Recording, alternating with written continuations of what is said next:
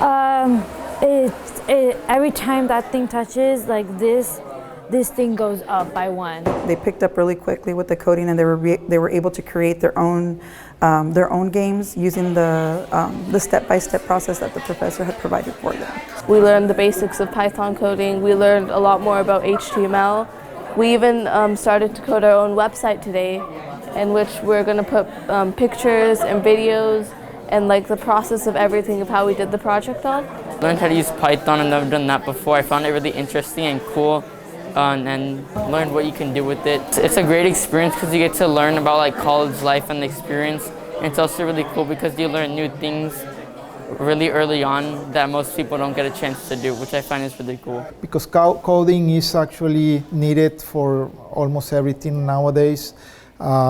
If you are an engineer, if you are a doctor, if you are another different profession, you need some sort of basic programming to be able to do your job better.